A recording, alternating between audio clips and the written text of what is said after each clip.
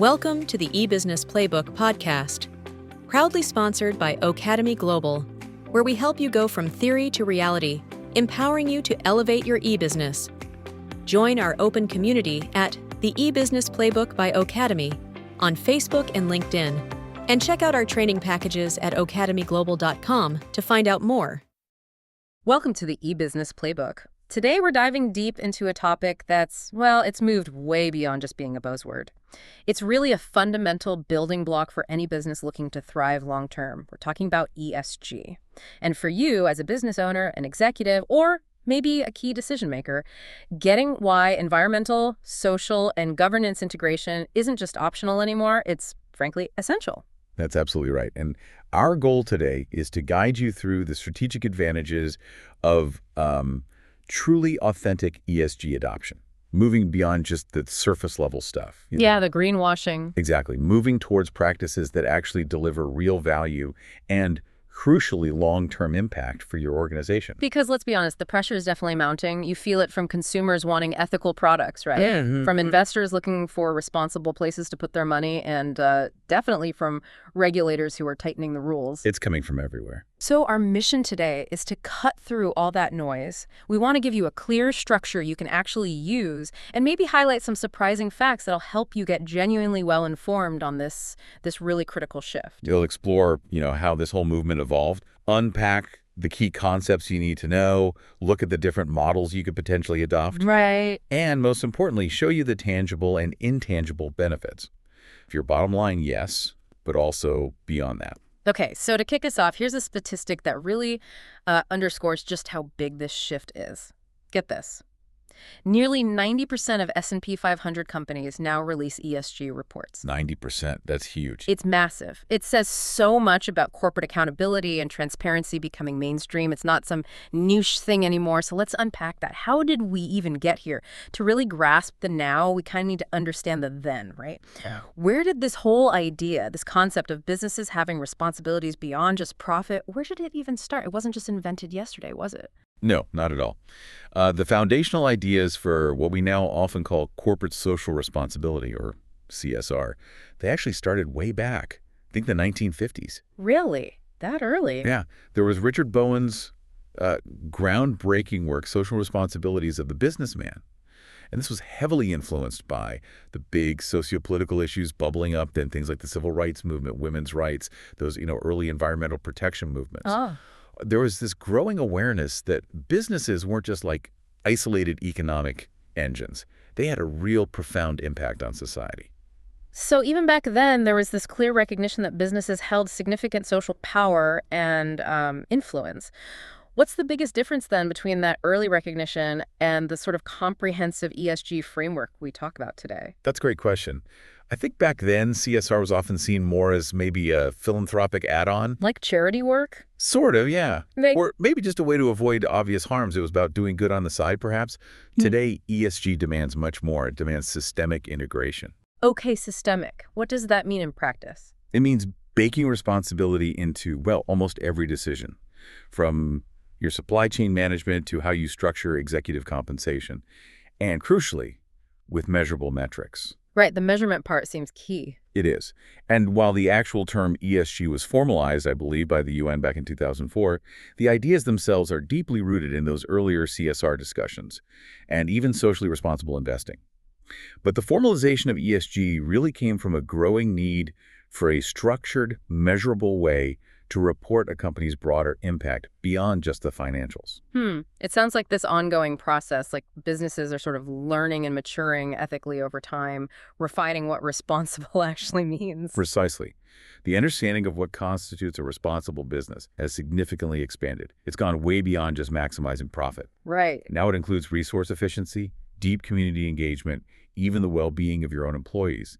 And you can clearly see this evolution reflected in the innovative, successful business models thriving today. Okay, so we've got the historical context laid out, but let's get practical.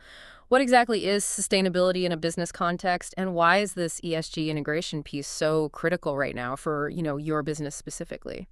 At its core, I think business sustainability is about maintaining processes that preserve resources and balance long-term environmental health. all while meeting our current needs without messing things up for future generations. That was a balancing act. It is, and it's about integrating smart green practices into your core operations, not just as some side project, right, but as an actual driver for innovation and building resilience in your business. And the ESG part, if I'm a business owner trying to, wrap my head around this, what does that specifically mean for me? ESG criteria are just increasingly vital for assessing a company's ethical impact and, frankly, its long-term viability. The fact that nearly 90% of S&P 500 companies now release these reports, it just underscores how central this has become to how businesses are judged by investors, customers, everyone. So it's becoming table stakes almost.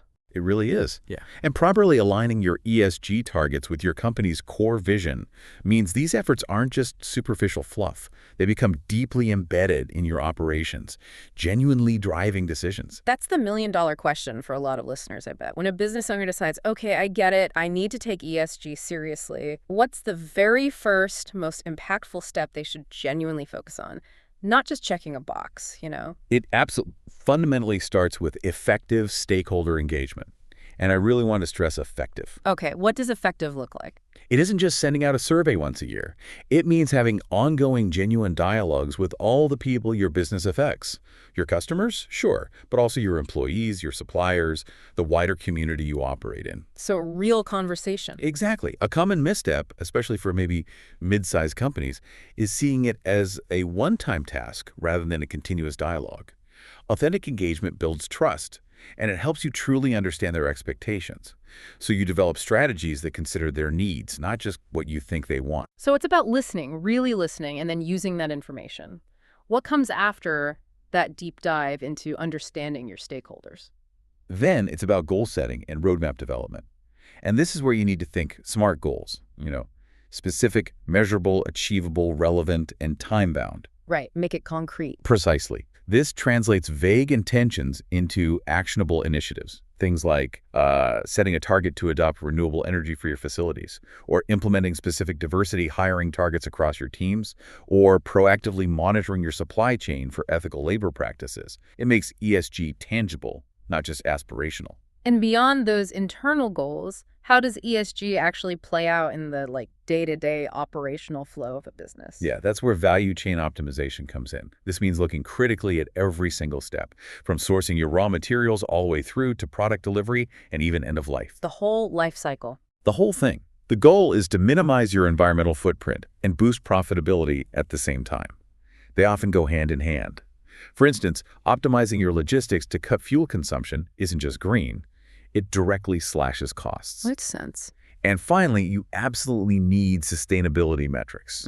You have to measure things like energy usage, waste generation, water consumption. These metrics give you the crucial data to make informed decisions, track progress, and frankly, gain a real competitive edge.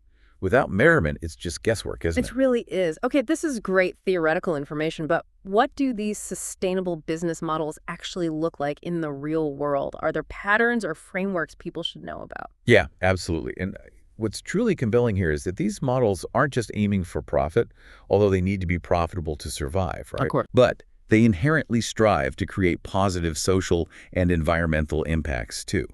Some key elements you'll usually find woven through them include commercial profitability, like we said, a clear social mission, often reinvesting profits back into that mission, robust transparency and traceability, giving visibility into operations and supply chains, and, as we just discussed, constant stakeholder engagement. That makes perfect sense. So are there specific frameworks or models that really stand out in practice, ones people might recognize? Definitely.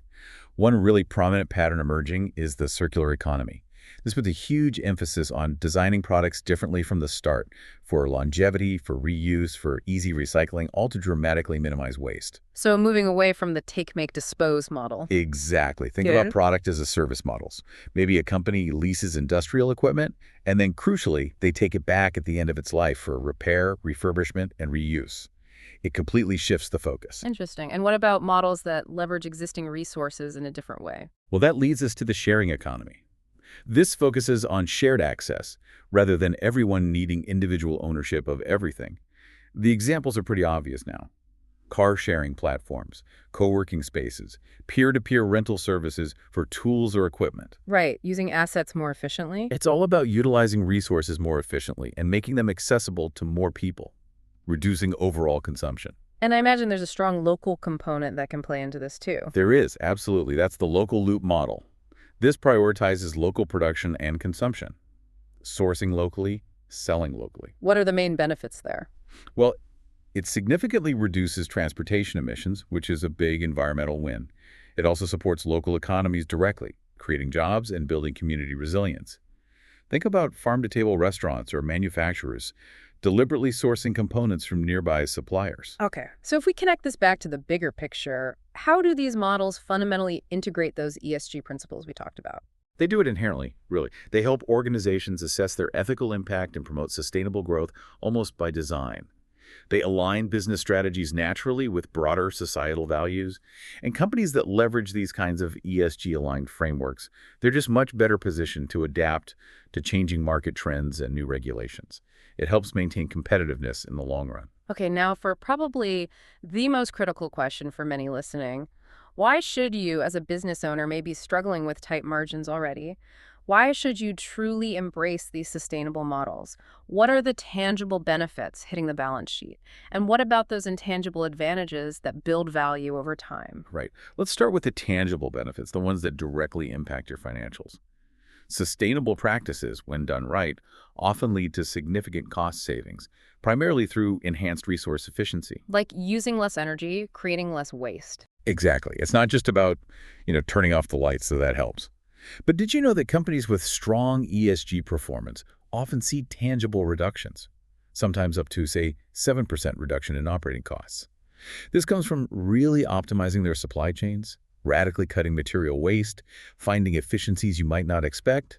It's a much deeper efficiency play than many initially realize. 7% is significant. Okay, so the efficiency gains are clear. But you also mentioned something interesting about risk management earlier. How does focusing on ESG truly make a company more resilient when unexpected things happen? Yeah, that's where some of the deeper, perhaps less obvious insights come in. Companies with strong ESG performance often develop superior predictive capabilities. They get better at identifying environmental and social risks before they escalate into costly fines, legal battles, or major operational disruptions. So they see trouble coming sooner. In many ways, yes.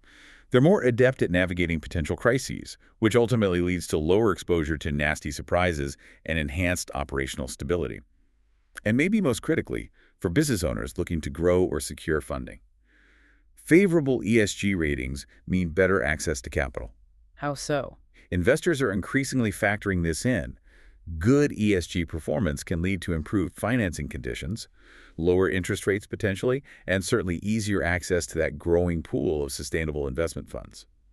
We're seeing a clear rise in green financing and impact investing vehicles, like the burgeoning sustainable debt market, where companies issue bonds specifically to fund projects with clear environmental or social benefits. Those are definitely clear financial wins. But you also mentioned intangible benefits. What are those, and how do they really impact a business's reputation and its long-term standing in the market? Right, the intangible benefits. These are often about perception, reputation, and loyalty. Companies that genuinely embrace sustainability often see remarkable improvements in their brand differentiation. Standing out from the crowd. Exactly. And building stronger customer loyalty. Yeah. Plus, improved employee satisfaction and retention. People increasingly want to work for and buy from companies whose values align with their own. Makes sense. By aligning your core values with social responsibility, you foster a positive corporate image. You attract those dedicated customers who value ethical practices, and critically, you attract and retain top talent who are looking for purpose-driven work.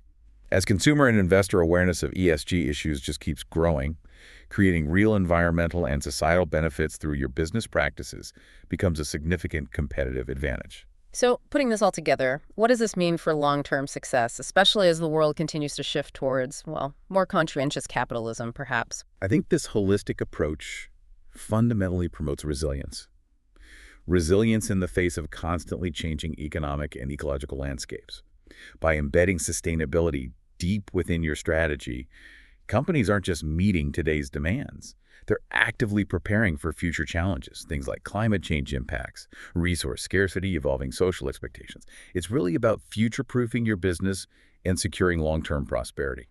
Okay, this all sounds incredibly promising, and the benefits seem really clear when you lay them out like that. But let's be real, it's not without its complexities, is it? What are the significant hurdles businesses often face when they try to implement these sustainable models? Because frankly, for many businesses, ESG still feels like an added cost or just another regulatory burden. How do you respond to that skepticism, especially for businesses with tight margins? You're touching on a very real and valid concern for many business leaders, absolutely. And one of the foremost challenges they often encounter is regulatory fragmentation, meaning the rules are different everywhere, and they keep changing. It's like trying to build a sandcastle while the tide is constantly shifting the shoreline. Especially if you operate internationally or even across different states or regions, cohesive ESG frameworks are often lacking. So it's confusing. It can be very confusing and complex to navigate. You might have strong environmental laws in one place, like maybe Brazil's strides in environmental legislation, but then weaker social responsibility regulations elsewhere. This inconsistency creates compliance headaches and can even deter investment, particularly foreign investment. I can easily imagine that's particularly tough for smaller and medium-sized businesses, the SMEs, that maybe don't have large legal or compliance departments. You're absolutely right. Limited resources and infrastructure significantly hinder SMEs. They often lack the financial capital, the specialized technical expertise, and maybe the dedicated personnel that larger corporations might throw at sustainability initiatives. It's just a steeper climb for them to implement comprehensive programs. And what about this term greenwashing? We hear that tossed around quite a bit, and it really seems to undermine trust in the genuine efforts others are making. That's a huge problem. The prevalence of greenwashing, making misleading claims about environmental benefits, and its cousin, social washing, making similar misleading claims about social impact, it remains a major concern. Why is it so damaging? Because it erodes trust, not just in the individual companies doing it, but it casts doubt on the broader ESG movement itself. That's why regulations, like the Competition Act mentioned in some contexts, emphasize that companies must be able to substantiate their environmental or social claims. It's about holding them accountable and ensuring claims are credible. It seems like accurate measurement would be absolutely key to avoiding greenwashing, right? Proving your claims. Is that itself a challenge? It's one of the biggest challenges, actually. There are significant measurement and reporting difficulties. A major issue is the lack of truly standardized, universally accepted metrics for ESG performance across all industries and regions. So everyone measures differently. Often, yes. Or they struggle to get complete and consistent data, especially deep within their supply chains. Many companies find they need to invest significantly in robust data capture systems, analytics tools, and reporting frameworks just to track this effectively. And that requires substantial resources and expertise they might not have readily available. Okay, this raises an important point. Given all these challenges, the confusing regulations, the resource constraints, the measurement difficulties, how are investors actually reacting to this big push for ESG? Is it still a genuine priority for them, or is the difficulty causing them to back off? That's a key question, and the answer is overwhelmingly yes, it's still a huge priority. Evolving investor expectations are a massive driving force here. Despite the challenges, many institutional investors, pension funds, asset managers, they now routinely factor ESG elements deeply into their investment analysis and decision-making. So it affects where the money flows. Absolutely. Movements like, say, Unpack, for example, where shareholders get a non-binding vote on executive compensation packages, exemplify this shift. It's a direct demand from investors for greater transparency, not just around pay structures, but also around how a company's leadership embodies social equity and responsible governance practices. Companies that fail to adapt, that ignore these evolved expectations, genuinely risk losing investor confidence and, crucially, access to that capital we talked about earlier. Right. Okay, so despite those hurdles, many companies are doing this successfully, and they're inspiring others. Can you share some maybe compelling case studies or examples of businesses that are truly integrating ESG into their core practices? Absolutely. There are some great examples. You could look at Parnassus Investments, for instance. Their CEO, Ben Allen, talks openly about navigating investments, even in complex companies like Wells Fargo, while staying true to strong ESG values. It shows this ongoing commitment to both financial performance and ethical governance. So it's possible to balance both, That's the message. Then there's engine number one, which is a really interesting case. They're an ESG-focused investment firm, and they actually launched an exchange-traded fund, an ETF, specifically designed to support activist campaigns. They push for ESG factors within major corporations by using their shareholder power. They're actively trying to redefine investment strategies by engaging directly to drive change from the inside. That's quite proactive. And what about some well-known brands that maybe listeners would recognize, ones that seem to embody sustainable business practices? Sure, there are several often cited. Patagonia is almost always mentioned, right? They've built incredible brand loyalty through really robust environmental stewardship and innovative practices like their Worn Wear program, encouraging repair over replacement. Right, telling people not to buy sometimes. Exactly. IKEA is another one. Their People and Planet Positive strategy has led to documented significant energy savings, waste reduction across their value chain, and big commitments to renewable energy. And then, of course, there's Tesla. Their entire business model is fundamentally aligned with environmental goals in the transport sector, and they've undeniably driven a massive shift in the entire automotive industry towards electrification. These examples really highlight the potential. Now, this raises an important question. How is technology playing a part in enabling all of this, especially in helping businesses overcome some of those measurement and reporting difficulties we discussed? Technology is absolutely pivotal. It's becoming a real game changer. Companies are increasingly leveraging sophisticated data analytics to pinpoint, say, granular emission sources across their complex operations. They're using artificial intelligence, AI, to predict potential supply chain disruptions caused by climate-related events, allowing them to build resilience. And what about transparency? That's where things like blockchain come in. It's being used to create immutable, transparent records for things like ethical sourcing of materials, effectively combating greenwashing by providing verifiable proof points right through the supply chain. These aren't just tech buzzwords. They are becoming operational tools that provide much-needed precision and accountability in the ESG space. So as we look towards the horizon, think about the next 5-10 years. What does the future hold for ESG and sustainable business models? Where is this trend heading? I think we're seeing a continued rapid evolution towards even more deeply integrated ESG criteria. And it's increasingly driven by that sustained stakeholder engagement we talked about earlier, investors, customers, employees, communities demanding more. So more pressure, basically. More pressure, but also more opportunity. There's also a clear, undeniable rise in green financing and impact investing. We're seeing a shift where, for many investors, morality or positive impact is being prioritized right alongside, or something even slightly above, mere profit maximization. And new technologies will continue to play a huge role. Advanced renewable energy solutions becoming cheaper and more accessible, innovations in sustainable agriculture, new materials. These are all helping companies meet these higher standards more effectively. Now, while those data quality challenges will likely persist for a while, They won't disappear overnight. no, but there's a renewed and intensified focus on ethics and integrity. There's a real push for businesses to move beyond just making declarations and towards demonstrating tangible, verifiable outcomes. And the financial sector itself is playing a big part, advancing sustainability through mechanisms like that growing sustainable debt market we mentioned. So putting it all together, what does this ultimately mean for competitive advantage going forward for every business owner listening right now?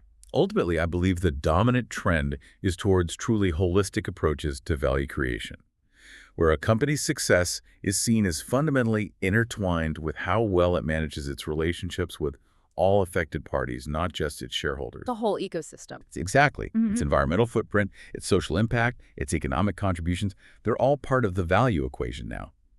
As sustainability becomes an even stronger key differentiator, those businesses that genuinely focus on things like reducing emissions, addressing climate change risks proactively, promoting diversity and inclusion, they will benefit. They'll see improved brand reputation, stronger customer loyalty, talent attraction, and often those long-term financial savings through efficiency we discussed. Prioritizing sustainability isn't just doing good for the world anymore, although it is that.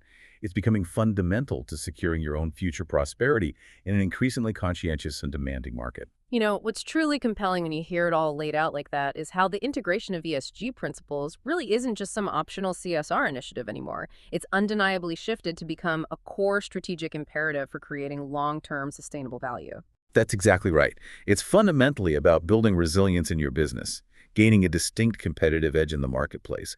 And yes, genuinely contributing positively to society and the environment at the same time. The two are becoming inseparable. So this brings us to an important question, a final thought, really, for you listening. Knowing all of this now, the history, the benefits, the challenges, the future direction, what's one actionable step, maybe even a small one, that you will take this week to begin authentically integrating ESG principles into your business? Will it be mapping out who your key stakeholders really are, identifying one crucial environmental or social metric you could start tracking? Or perhaps exploring one of those sustainable business models we talked about, like the circular economy? Just something for you to mull over and maybe explore on your own. Thank you so much for joining us on this deep dive today. For the complete PDF with all the insights from this episode, head over to academyglobal.com. There, you'll find the PDF, plus other valuable podcasts and resources to fuel your business growth and career success. Thanks for listening, and see you next time.